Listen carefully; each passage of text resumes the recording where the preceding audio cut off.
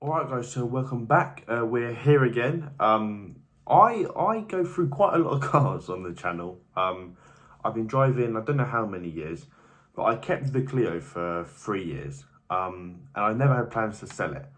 And in the last 6 months, it's all been kind of going a bit mad.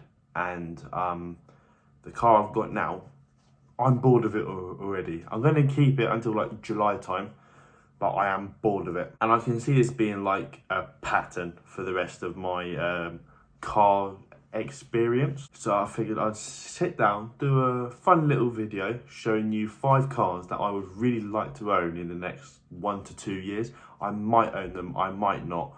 But realistically, these 5 are the ones that I've got my mind set to. And then any others along the journey as well. So hopefully you enjoy. If you do, leave a like and subscribe. Comment any suggestions or improvements, any cars that you think I should get. What you think of the cars I've had so far. I mean, I've only had 3, well, technically 4. Yeah, it's all going to be on the channel, so let's make a start. So I'm going to just put images on the screen and talk over them. Number 1, let's just get it over with. It's another Clio.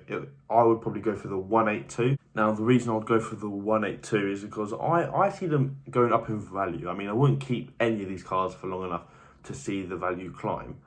But a 182 is like a better version of the 1.2 that I had. Obviously, it's a 2-litre 20 valve. I love them because of the twin exhausts that come out at the back. I think that is one of the coolest things that's ever done, next to the V6 that they put in a Clio, but they're going for like 50 grand now, so that's not quite on my list. Obviously, they're more than capable around track, on country roads. Like, they're a little car, they're so much fun, and it's a familiar car to me. Obviously, as I said, I had my Clio for 3 years. I always said I would go back to the Clio world, although I've only just left, so this car might not be next, but I can see me having it either the end of this year or the start of 2023. So that's the elephant out of the room. I'm 100% going back to the Clio world at some point. These are in no particular order. I've just got them on my screen, so that's why I keep on having a look up there. Number 2 is a Ford Focus ST, the Mark II.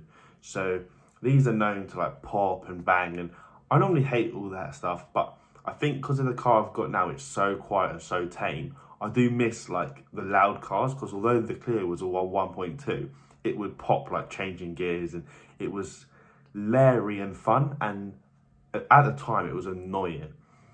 But looking back, it was fun, and I think my next car has to be loud, has to have some form of pop and bang map. I know it's chavvy, but I've always had the itch, and I just want to make it happen. So yeah, the Mark II Focus ST in particular is well known for the pops and bangs. Like, almost all of them do it. If you watch Adam C, you'll know he takes the piss because they're like, oh, another pop and bang. What?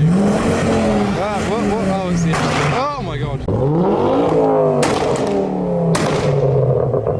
Okay, that's rather loud. That's on my list. It's hard to find an example that hasn't been tampered with or ruined. That could be the next car. Now, the other car that's probably going to be the next car is a Corsa VXR. If you watch the channel, you know how much I hate Fiestas and Corsas. It's not so much the cars, it's more the drivers and the mods they choose to do. So obviously the Corsa VXR is a 1.6 turbo. The engines are known to be like chocolate, and the gearboxes are known to be like chocolate. So it's an incredible risk. I might just get in debt once I buy one, but it's similar to the Clio, where it's got the exhaust that comes out of the center and it wins me over. And there's 2 other cars on this list.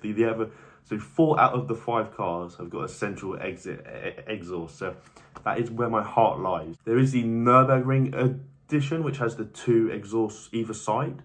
I don't think I would go for that. I mean, if one come up, I wouldn't say no. But my heart or my head is on just the standard VXR, just to enjoy it, hopefully get a good one, not pay it over the odds. Obviously, that's what we can say about every car. Next is a curveball for the channel. If you haven't noticed though, they are all hatchbacks. It's a Golf R32. Now, I love the shape of the Mark V, so I would, in the perfect world, I'll probably go for the Mark V over the Mark IV. But obviously it's a 3.2 V6. They're known as the VR6, I think. I think I might have made that up. But the sound is like, if you know the sound, you know the sound. Like, it is one of the most legendary sounds to come out of a car.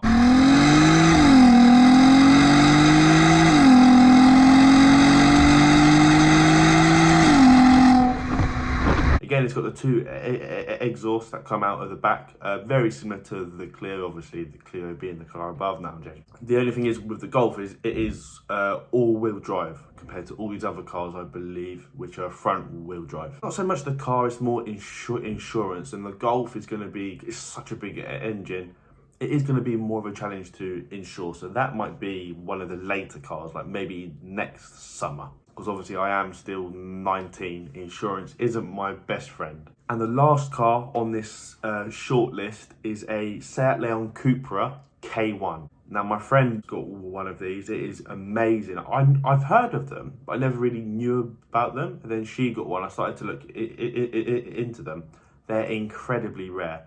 Again, you can tell if it's a K1 because it's got the central exhaust, whereas the normal Cupras, I think they have one either side. I think it's just such a cool car, unique, because obviously, as I said, they're incredibly rare. You know, all these cars, they're just loud, they're fun, they're somewhat rare, somewhat desirable, and they're all hatchbacks. So let me know what you think of my list. I can see me getting all of these, but as I said, the only limiting factor realistically is insurance. Because when I had the Mazda, insurance was £4,000. So I don't want to pay that again. But yeah, hopefully you enjoyed. If you did, leave a like and subscribe. Hopefully, big things have come for the channel. As I've said, my current car, the VRS, it's a fun car. I love it, but channel-wise, maybe it wasn't the best move. But I'm going to enjoy it until the summertime. Then we'll get a proper car which we can work on and have some fun. And yeah, cheers.